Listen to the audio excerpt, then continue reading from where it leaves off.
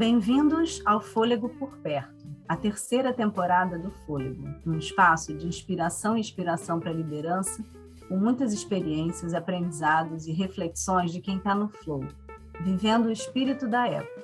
Eu sou a Tânia Savagé. Aqui a gente vai misturar comportamento, causa, inovação, propósito, arte e cultura. E nessa edição, falar das janelas que a gente pode abrir e as coisas que a gente pode aprender com o que temos por perto, sempre com uma boa conversa. Eu sou o Felipe Urbano e o nosso convidado de hoje é o José Renato Domingues, vice-presidente corporativo da CTG. Eu vou ter muita dificuldade de chamar o José Renato de José Renato ao longo da nossa conversa, mas o José Renato, é muito interessante apresentar ele, porque se eu tivesse que usar uma expressão de amplitude para algum executivo, eu usaria o Zé. Zé tem, além de ser um membro de corpo executivo de muito tempo, ele é investidor de startups, é um empreendedor, atuou em empresas privadas, empresas listadas em bolsa, além de ter uma visão muito ampla em posições de C-level, o Zé tem amplo domínio em temas de pessoas, ESG, comunicação, transformação digital, supply chain, e o Zé tem se conectado muito com temas de governança. O Zé tem estado também em conselhos e como professor em ambientes de governança também. Prazer ter você aqui, Zé. Obrigado pela sua disponibilidade e é uma alegria. Valeu muito. Super obrigado pelo convite. Prazerzaço estar aqui com você, Felipe, que eu já conheço há bastante tempo também. Com a Tânia, que eu estou conhecendo hoje, com essa equipe maravilhosa aqui. Acho que vai ser uma ótima conversa. Estou super afim de aprender um monte com vocês também. A gente aprende ouvindo pergunta, né? Assim que a gente desperta a curiosidade, né? Você esqueceu de falar, mas uma das coisas que me faz fazer esse monte de coisa que você falou aí é ser curioso. Pois é, você sabe que eu queria começar por aí já. A gente tem uma coisa muito interessante na sua agenda de formação. E vou falar não só a formação acadêmica, os lugares que você foi passando, os conhecimentos formais que você foi buscando, mas é uma amplitude que também passa por hobbies, coisas diferentes, enfim. E eu lembro que um dos episódios da primeira temporada do Fôlego que me chamou muita atenção foi uma conversa que a gente teve com a Andrea Janer, e a Andrea falava do quanto que os executivos buscavam as mesmas formações, então logo davam as mesmas respostas. Eu te vejo num caminho oposto, Zé, de amplitude, de conhecimento, né? Talvez seja a máxima para mim do Mohan, que mais importante é uma cabeça cheia, uma cabeça bem feita. Então eu te vejo transdisciplinar. Queria saber de onde vem isso, por onde você começou nesse caminho e que valor que tem para você, para a gente abrir. Muito legal. Começa na família, né? Eu sou o 7º filho, então família enorme. Eu costumo brincar, agora que eu estou no setor da energia, ficou mais engraçado ainda essa minha brincadeira, né? Mas eu costumo dizer que eu e Angra 1 são as coisas mais mal planejadas dos anos 70, né? Então, assim, cara, eu vim para a família, já estava todo mundo aqui. A minha irmã mais nova antes de mim é 11 anos mais velha que eu, a mais velha 23, são 6. Tem 2 adotivos nessa brincadeira, então o que nunca faltou em casa foi assunto diverso, né? E muita gente, né? Agora que a família ampliou, então, né, com sobrinhos, agregados, namorados, etc., o último Natal antes da pandemia em casa foram quase 50 pessoas, né?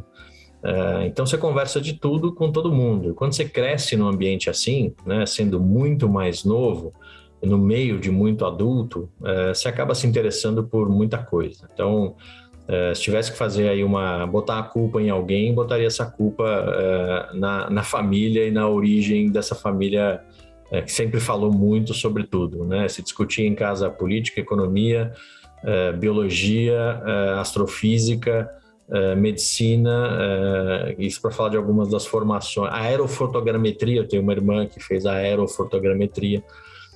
Então, cara, de tudo rolava em casa. Então, assim, não dava para não ser curioso e não ser, como você falou, amplo, né? Então, vem daí, né? Nossa, Zé, isso me representa. Eu também sou filha de uma família grande, eu tenho 5 irmãos e vivi essa coisa anacrônica de ouvir músicas meio fora de época, ler coisas meio diferentes das pessoas da minha idade, mas isso, nossa, lembra muito a minha família e uma coisa que eu gosto muito de fazer, que é aprender por gente.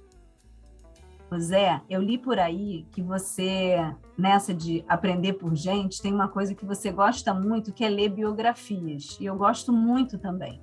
E parece que tem uma biografia que chamou muito sua atenção, da Jacinda Ardern, e ela fala... eu vou traduzir, né, o título do livro dela de um jeito que eu gosto muito de falar, que é trabalhe duro, mas seja legal com as pessoas. Como é que foi? O que você aprendeu nesse livro? É exatamente isso, né? E mais do que o Be Kind, né? Ela fala de você ser empático, né? De você não só ser gentil com os outros, mas de você, de fato, entender de onde é que os outros estão vindo. E a partir de onde eles estão vindo, obviamente, fica mais fácil você ser naturalmente mais gentil a partir dessa conexão com a história do outro, né?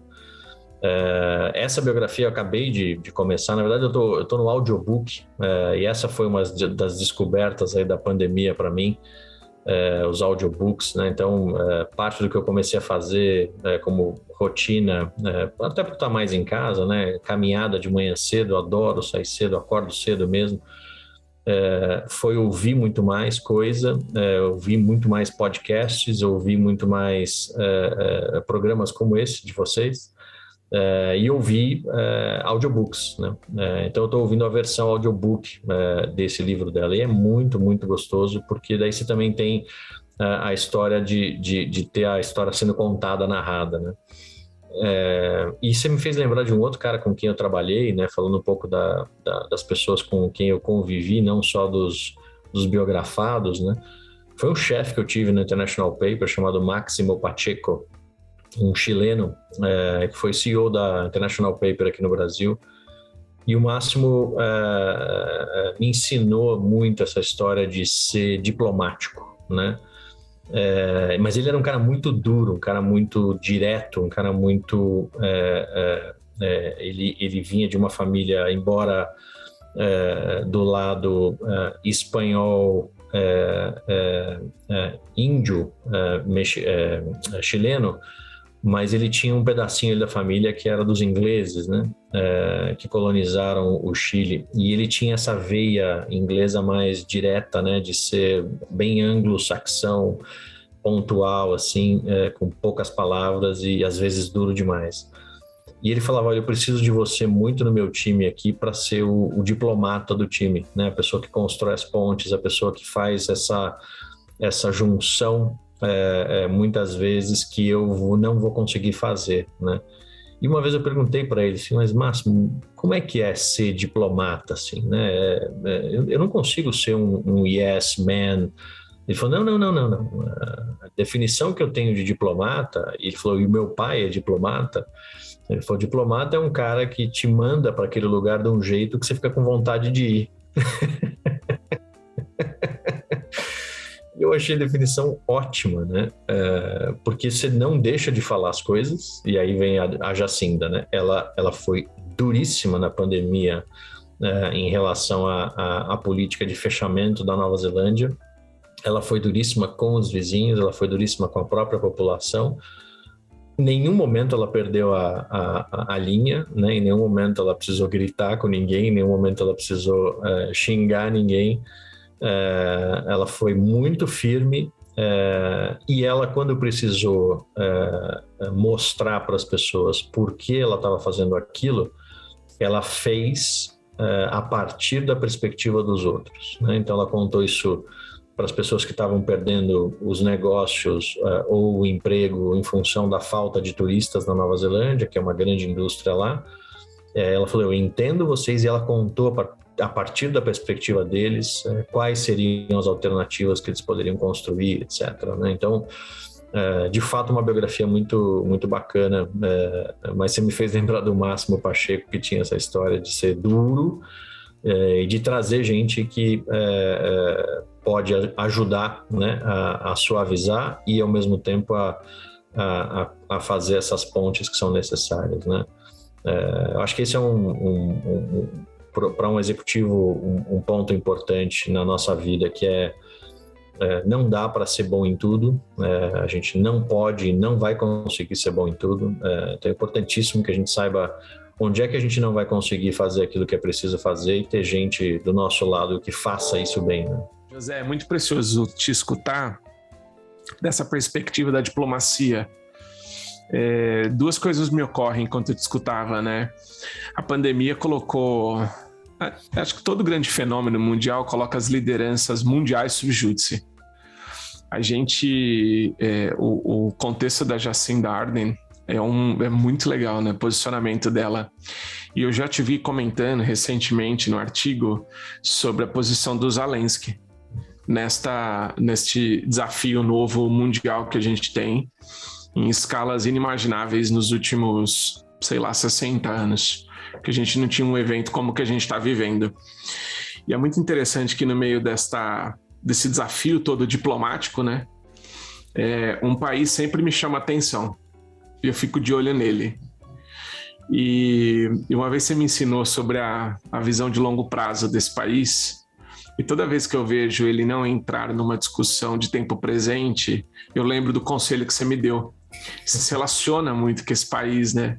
Então eu queria seu olhar um pouco, Zé. O que você tem aprendido com a China? Você tem investido tanta energia nessa relação. E eu te disse uma vez, né? Falei assim, Zé, você está puxando o futuro, né? Eu não, eles estão, né? Isso para mim está muito claro, assim, né? Voltando, eu vou tentar juntar até um pouco do que a Tânia falou, né? Eu gosto de contar a história da China a partir das pessoas de lá, né? Então vou continuar fazendo biografias.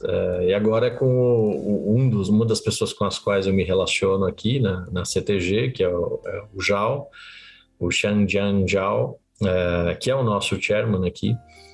E a história dele conta um pouco do que foi a transformação da China nesses últimos 40 anos, né? Ele tem 59 anos, né? E ele até os 13 morava numa vila rural, e ele fala que a maior dúvida dele até os 13 anos é se eles iam ter comida ou não todo dia. E em geral eles tinham 4, 5 vezes por semana tinham comida, nem todos os dias tinha. Depois dos 13 anos, com um sacrifício grande aí feito pelos pais, ele conseguiu ir para uma cidade um pouquinho maior, perto de Xi'an, que é lá onde tem os guerreiros de terracota. Quem não foi ainda vá, porque é um choque, né? O legado que se deixou lá, né? E ele foi estudar em Xi'an, fazer uma parte do que a gente chama aqui, né, de fundamental e depois o ensino médio, foi para a faculdade, entrou numa empresa que é a CTG, nunca mais saiu, se formou engenheiro. E quando ele pegou o diploma dele de engenharia, ele foi o primeiro cara a voltar para a vila dele com um diploma, né? E hoje é um cara que está trabalhando aqui no Brasil, já morou em 6 ou 7 países, tem uma carreira internacional, hoje é chairman de uma empresa global aqui no Brasil e, portanto, numa única geração, né, numa única história de vida, você tem essa transformação imensa acontecendo. Então, a primeira geração que não passou fome é a geração do filho dele, né? O que é uma transformação enorme e mostra, né, o quanto essas mudanças, né, que estão acontecendo lá não são só econômicas, mas também sociais e principalmente psicológicas, né? Ou seja, uma geração que não tem medo de passar fome, ela passa a ter uma outra maneira de encarar a vida e de buscar outras coisas, incluindo felicidade, incluindo propósitos mais elevados, incluindo conquista do espaço, né? Que, aliás, foi uma coisa que eu aprendi com você também, Felipe, essa história da conquista do espaço, né? Pelos americanos, depois, né? Antes pelos russos, depois pelos americanos e por vários outros países depois, como sendo uma metáfora, né, do que é possível para um país, né, do que faz uma sociedade se mobilizar para crescer e para se desenvolver. Então a China, para mim, tem demonstrado essa capacidade, né, de transformação imensa num período curtíssimo de tempo. sabem que tem essa potência das pessoas, né? Não é um país que está se calçando, né, ou se preparando para o futuro com base em somente, né, investimento em potência militar, né, ou em território, ou em dinheiro, ou em economia, ou em algum tipo de tecnologia, né? Se fala muito da questão da inteligência artificial. Claro que eles têm uma vantagem, mas eles sabem que essa vantagem pode ser perdida. A grande consciência que eles têm é que o que vai fazer diferença é você ter 1,4 bilhão de pessoas sonhando, construindo um futuro com propósito e sem esse medo de que vai faltar comida. Aí você, de fato, não segura país nenhum, e, enfim, sociedade nenhuma e nem ninguém, né? Então, tem sido muito bacana aprender isso com eles no dia a dia, né? Pensando, então, em países, né, e na influência dos países em culturas e lideranças, fico aqui pensando que, em algum momento, colocaram o Brasil numa sigla, BRICS. Tem o Brasil, tem a China, né? Tem a Índia, a Rússia, a África do Sul. Aqui no Brasil, a gente ainda tem fome. Mas pensando, então, em liderança, existem características de uma liderança brasileira? Ótima pergunta, né? Eu acho que talvez a gente esteja passando pela maior crise de liderança que o Brasil já teve, né? Em todas as dimensões, né? Não só na dimensão política, que talvez seja a que a gente mais rapidamente associa, né, a isso, mas também do ponto de vista empresarial, do ponto de vista de negócios, do ponto de vista de terceiro setor, do ponto de vista de educação. É uma falta enorme de compreensão do papel da liderança, que vai sempre, né, além daquilo que é o seu papel somente institucional, ou seu papel esperado. A liderança, o grande impacto, né, de qualquer liderança é o seu papel simbólico, né, o seu papel de mobilização muito além daquilo que é o que está escrito no seu job description, ou aquilo que se espera de você no cargo que você ocupa, seja ele público ou privado, né? Eu acho que essa é a grande falta que eu vejo hoje de simbolismo da liderança no nosso país, né? Acho que algumas exceções que, né, de fato fazem a gente ter uma esperança grande. Um cara que eu adoro, que provavelmente vocês conhecem, se não falaram com ele ainda seria ótimo, né? Mas é o Edu Lyra. O Edu é um cara que de fato lidera como se tem que liderar, né? E lidera a partir dele, a partir da presença dele, a partir da capacidade de articulação que ele tem, a partir de dentro para fora, né? A partir da coragem que ele tem, né? O Edu, eu tive o privilégio de estar com ele um pouquinho antes da pandemia, na virada ali de 19 para 20, né? Ele fez um evento de fundraising em São Paulo, e eu tive a oportunidade de estar com ele 10 minutos, né? E a única coisa que eu pedi para ele, né? Eu lembro que eu segurei ele pelos ombros assim, falei: Edu, vou te pedir uma coisa, cara. Não vira político, né? Você tem tudo para isso, né? Você tem carisma, você tem capacidade de articulação, você consegue falar com todas os estratos sociais, você tem tudo para ser um grande político. Mas eu acho que não é isso que vai fazer a diferença que você quer fazer, né? Então, enquanto você puder evitar isso, por favor, evita, e o quanto você precisar de ajuda para não ir para esse caminho, conta com a gente para fazer isso, né? Então, para pegar um exemplo, né, eu acho que a gente deve ter, obviamente, muitos outros, mas o que me veio na cabeça, assim, como o que eu esperaria é isso. E a gente precisa de muitos, a gente precisa de vários em várias áreas, né, e com impacto enorme, né, para fazer o que precisa ser feito ainda, incluindo essa questão de num país como o Brasil, com toda a riqueza que a gente tem natural, ainda ter gente passando fome. Zé, é muito interessante você trazer o Edu. Eu tive o privilégio de estar com ele em 3 momentos diferentes. Ele estava começando a Gerando Falcões e tinha uma relação com a Porto Seguro. E aí eu atendi a Porto Seguro e encontrei ele lá. No segundo, ele foi falar numa comunidade de São Paulo. Ia ter um espaço de jovens e ele apareceu. Foi muito legal. E eu fui nesse evento de funding dele um ano... no final do ano, que ele fazia o fund, tem o leilão, enfim, não sei se funciona dessa forma.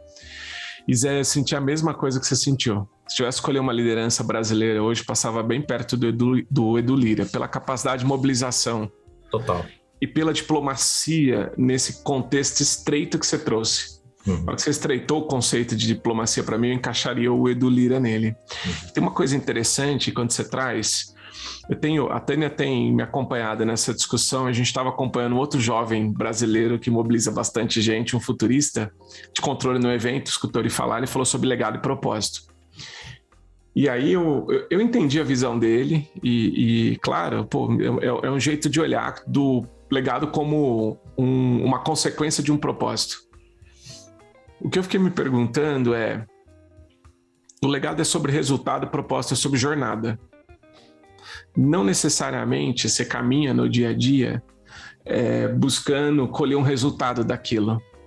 Mas a gente é muito influenciado dessa lógica norte-americana, do resultado, da performance, do desempenho, que tem que ter uma linha de chegada, etc.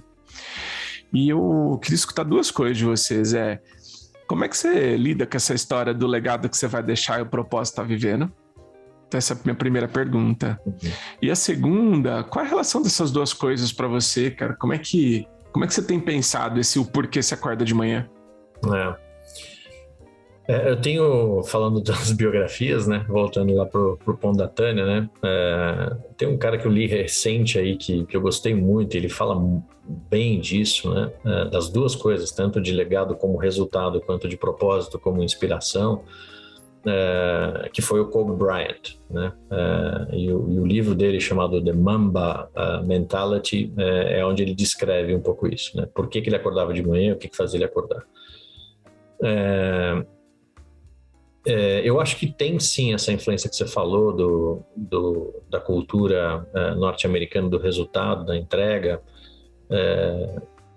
e eu acho que ela influenciou e influencia principalmente a gente nos negócios, né? Quem está no ambiente corporativo certamente é influenciado por isso, mas ela também acaba sendo muito parte do dia a dia do pequeno empresário, né? Eu vejo isso aí quando eu estou trabalhando com algumas das startups que eu mentoro ou que eu sou investidor, e algumas delas trabalham com MEIs. Os clientes são micro e pequenos empresários brasileiros.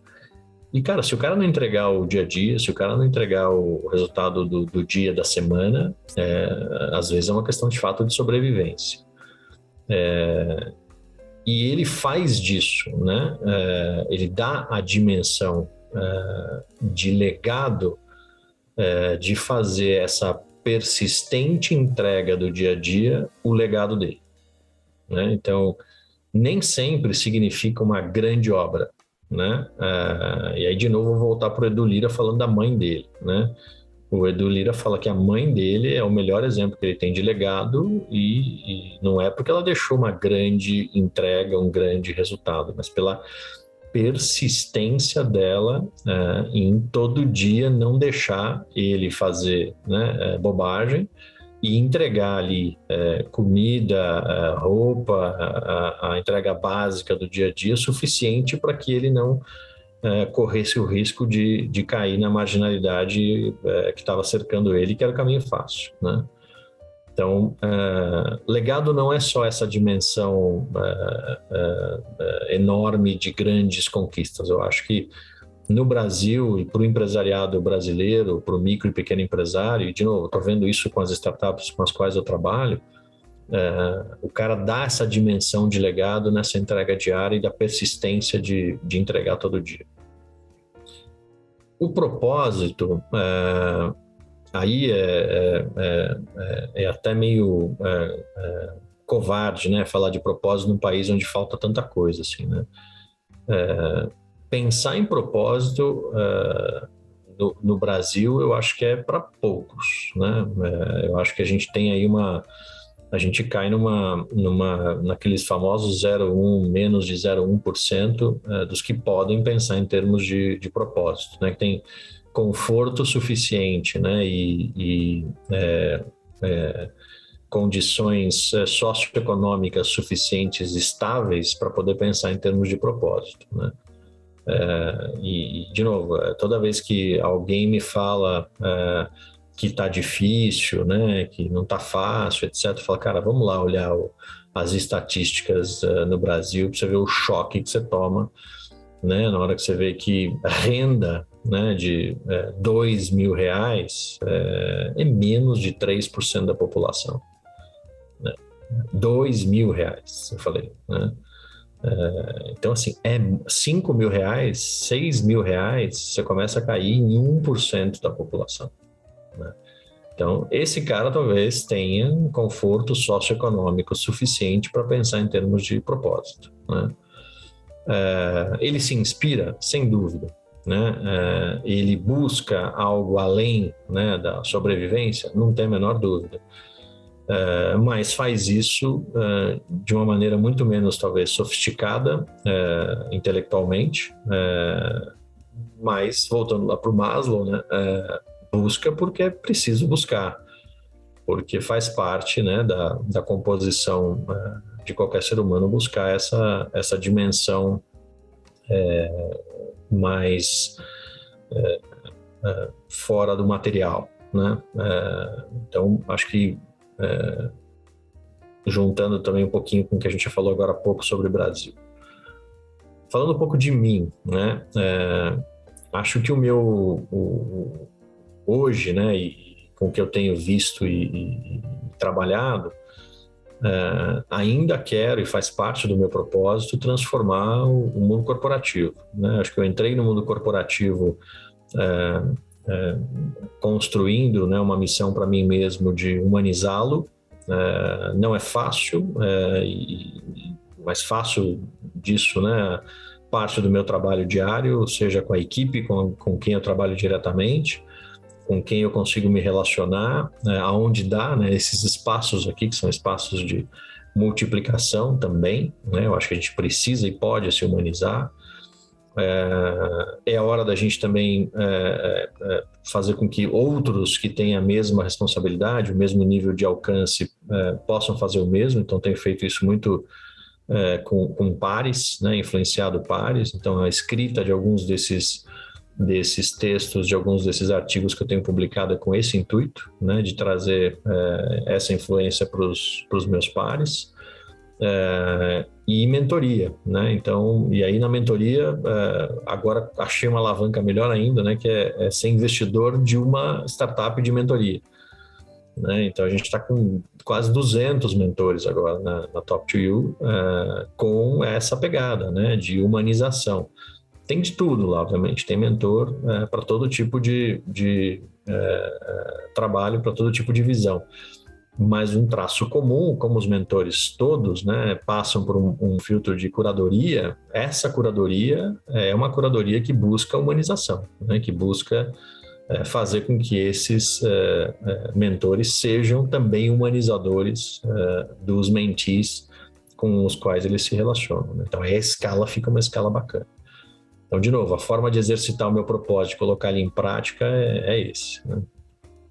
Vou pegar aqui duas palavras, propósito e legado. E essa coisa da gente aprender muito com o nosso pai, a nossa mãe, esse lugar do simples. Eu sinto que em muitas corporações é como se o simples não tivesse lugar, é tudo muito complexo e sofisticado. Tem um livro que eu ganhei de Dia das Mães, que é um manual clássico americano, que fala sobre como escrever bem. E ele reforça essa história do valor do simples. E fala um pouco do eufemismo no mundo corporativo, né, tão presente.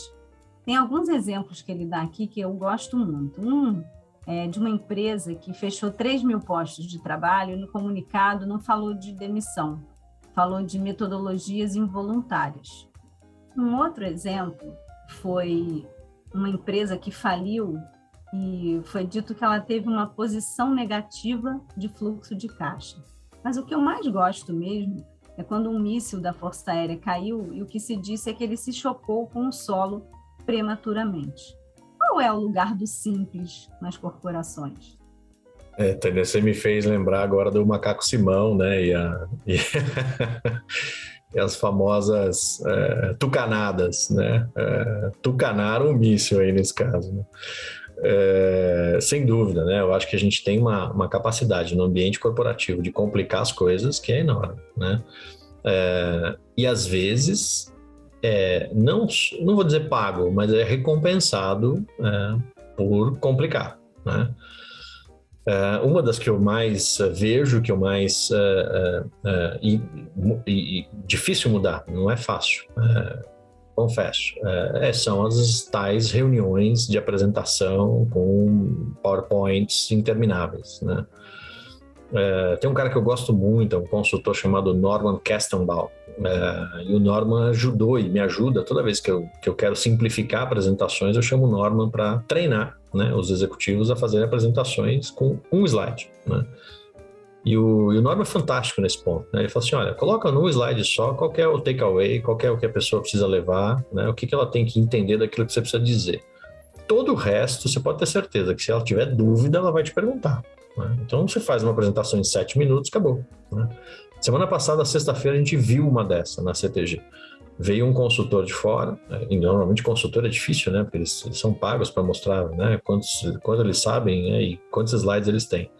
E ele veio, trouxe um slide e falou assim, olha, preciso que vocês prestem atenção em 7 minutos nesse slide aqui, todo o resto é suporte a esse slide. Então, vamos lá. Aí fez a apresentação de fato em 7 minutos e o resto era dúvidas, perguntas, etc. A gente foi e ele foi a partir daí navegando nos outros slides que ele tinha para mostrar. Então, acho que de fato simplificar o mundo corporativo é um drive importante, né? E se a gente puder e tiver a oportunidade, né? Eu tenho tido essa prática nos meus times e nas empresas onde eu trabalho, de simplificar reuniões, de fazer com que elas sejam mais rápidas, mais fáceis, mais conversadas, né?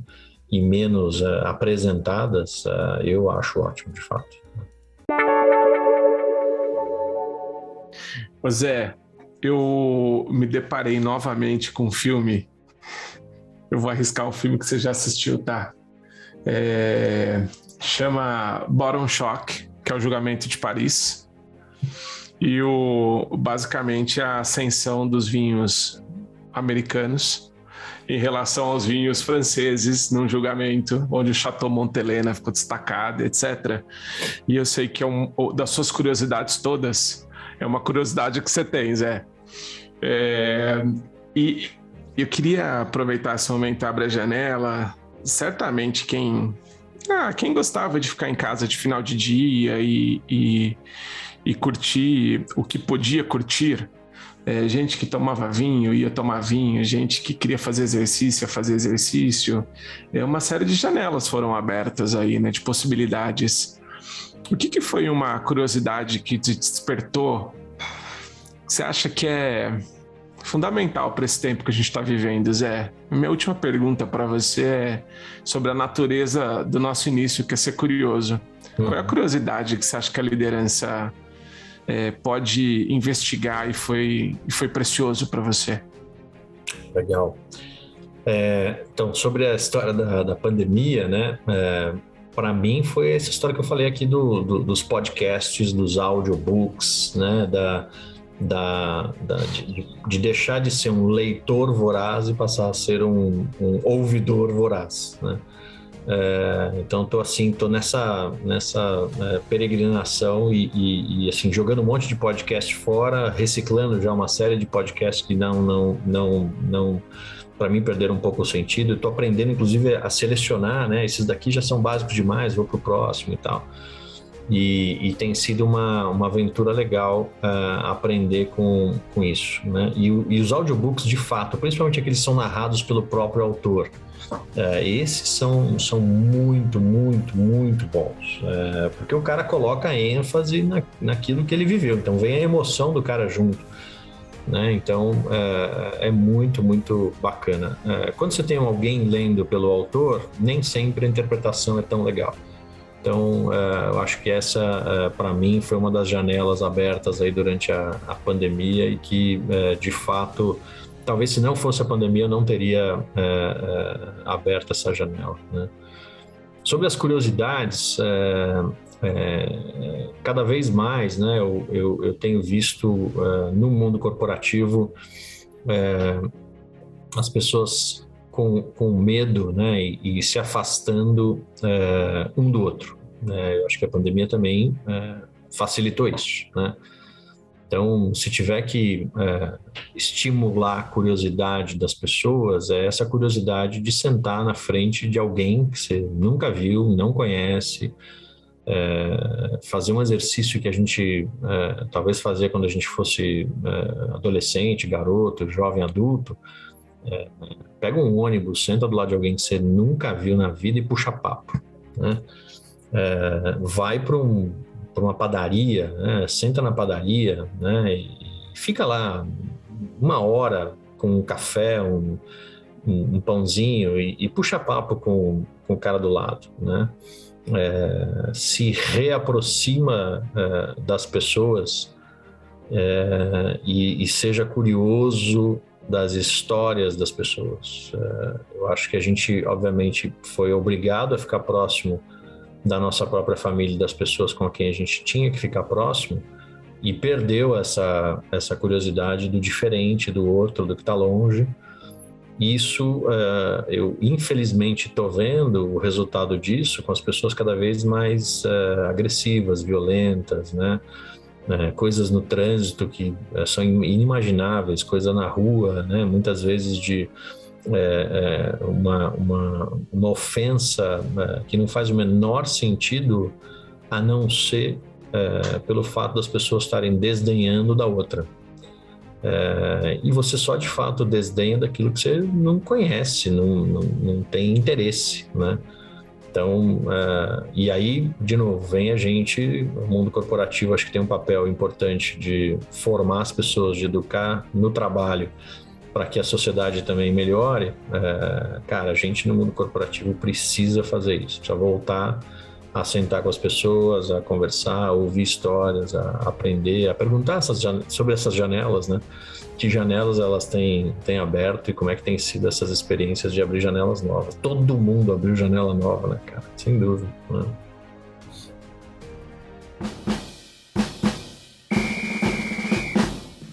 Agora é o momento que a gente chama de ping-pong e eu chamo de meu momento Marília Gabriela.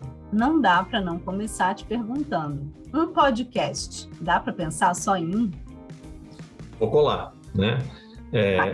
Ping-pong, você sabe que é um esporte muito levado a sério na China, né? Então, inclusive, vocês dois estão convidados para visitar o nosso escritório em São Paulo, da CTG, onde a mesa do comitê executivo é uma mesa de ping-pong que a gente faz reunião, né? Então, é sério. Além disso, a gente tem mais 2 mesas de ping-pong no escritório também, né? Eu tenho desde os podcasts mais tradicionaizinhos, né? O Assunto, da Renata Lopretti, que é um diário, né? Então, é bom estar lá. Eu estou até com ele aberto aqui, está na edição 706, né? Então, já foi coisa pra caramba, né? Tem um que tem mais recente e que eu acho legal porque ajuda a gente a dar uma flipada em temas disruptivos, chamado The Shift. Apesar do nome é brasileiro, né? O The Economist, que o Felipe falou, né, que eu gosto de olhar para o futuro, né? Tem vários dentro do guarda-chuva do Economist, mas tem um chamado Future Watch, que é muito interessante. E ele é profundo, ele não é um podcast de, vamos falar de um assuntinho aqui, de alguma coisa. Não, ele de fato traz coisas que você fala, putz, eu devia ter prestado atenção nisso aqui 1 ano atrás, porque agora já virou realidade, né? Tem um de política que eu adoro e ele tem um jeito subversivo, então eu gosto mais do jeito até do que do tema em si, dos assuntos, que é o Fórum de Teresina, né? Eu acho que é muito interessante. Tem um outro que vai para o lado também do futuro, mas ele é muito... pensa numa coisa quadradinha, super vestida de black tie, não é nem de terno e gravata, né? É um podcast do banco Julius Baer, chamado Think Tank Julius Baer. Muito legal, né? E ultimamente eles têm falado de digital assets, né? E de como é que como é que esse mercado, né, de ativos digitais pode e deve se desenvolver daqui para frente, né? Enfim, dá para falar aqui 2 horas disso. Um cara que eu gosto, e eu adoro o podcast dele, é o Pascal Finetti, né? Então, o The Heretic do Pascal é ótimo, 2 minutos. E sempre com uma pancada, assim, né? Um tema que bate forte naquilo que é mais relevante. Como vocês podem ver, né? Parte dos meus finais de semana eu passo em campos de golfe, então tem alguns de golfe também. Que eu adoro chama The Irishman, que é um podcast meio assim humorístico, porque enfim ele é feito por americanos, com base na história do golfe inglês, e tirando sarro dos irlandeses, né? E da NBA, chama NBA Show, já que esse é um esporte que eu gosto de assistir também na TV, então é uma maneira de me manter atualizado no esporte. Então tentei passar por alguns deles aí. Maravilhoso! E continuando no mundo assim do som, uma música, vai, também. Dá para pensar só em uma música? Putz, eu gosto de música.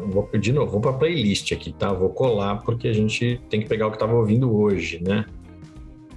Putz, ótimo, fez sensacional. Dua Lipa, eu tô apaixonado por ela, e por ela como artista, e principalmente pelo método criativo dela. Para quem não viu ainda, tem um programa tem uma série na Netflix chamada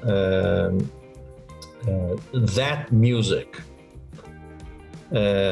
E essa é uma série feita por um cara que é um inglês, e ele conta como é que aquela música foi feita, né?